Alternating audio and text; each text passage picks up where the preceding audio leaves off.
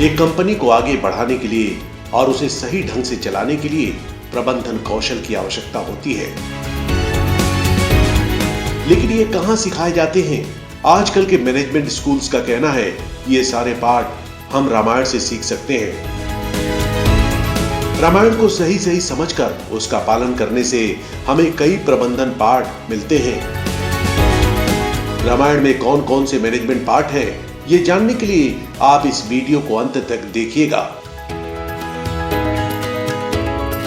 पहला, कर्मचारियों को सही सूचनाएं देना। श्री राम जैसे ही हर नेता या मालिक को अपने कर्मचारी से विचार साझा करना जरूरी है। जब लक्ष्य स्पष्ट होंगे तो कर्मचारी भी मन लगाकर काम करेंगे। राम सीता को वापस लाने का अपना विचार अपने मित्रों से बांटते हैं और सभी को अपने अपने लक्ष्य सौंपते हैं। कुछ लोगों को सीता को ढूंढने का काम सौंपते हैं तो कुछ लोगों को सेतु का निर्माण भार सौंपते हैं। दूसरा, विश्वास और बढ़ावा।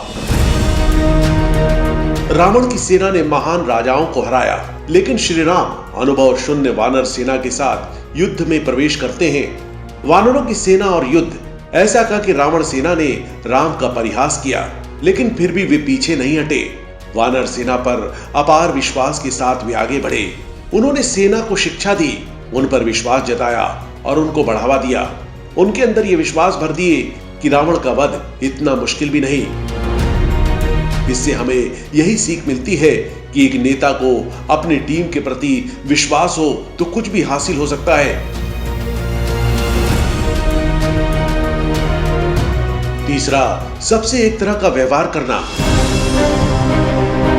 राम ने ऊंचे दर्जे के लोगों से लेकर नीचे दर्जे के लोगों तक हर किसी से अच्छे संबंध बनाए रखा। सबसे मिलजुल कर रहे, सबको एक जैसा सम्मान देते आए, इसीलिए उनको हर किसी की मदद मिली। इससे हमें यह पता चलता है कि जब कोई राजा या नेता हर किसी को समानता से देखता है तो वो उनके लिए कुछ भी करने को तैयार होते हैं।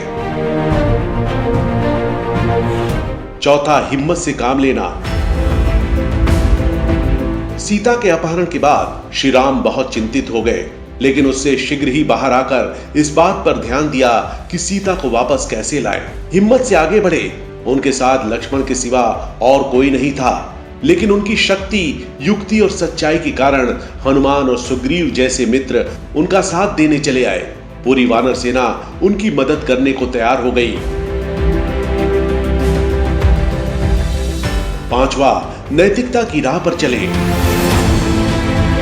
श्री राम कभी नैतिकता की राह से मुकरे नहीं, लेकिन उन्होंने कहीं भी अपने उसूलों को किसी पर लादने की कोशिश नहीं की। उन्होंने किसी का विरोध नहीं किया। राम वचन निभाने में कटिबद्ध हैं। उन्होंने कभी ये नहीं सोचा उनका ही हुक्म चले। उन्होंने पिता दशरथ से नैतिक मूल्य सीखा। उन दिनों दशरथ के अलावा और कई राजा एक से अधिक विवाह करते थे, लेकिन राम एक पत्नी व्रत बनकर रहे। छठा, महत्वपूर्ण फैसलों में हर किसी को शामिल करना।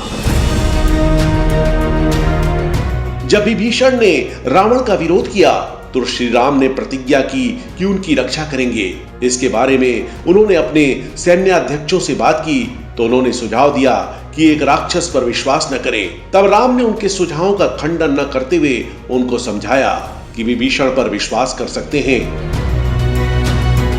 इससे हम ये सीख सकते हैं कि नेता को हर किसी की राय लेनी चाहिए। सातवां, नैतिक नियमों का पालन करना चाहिए। त्याग करने के लिए तैयार रहना चाहिए।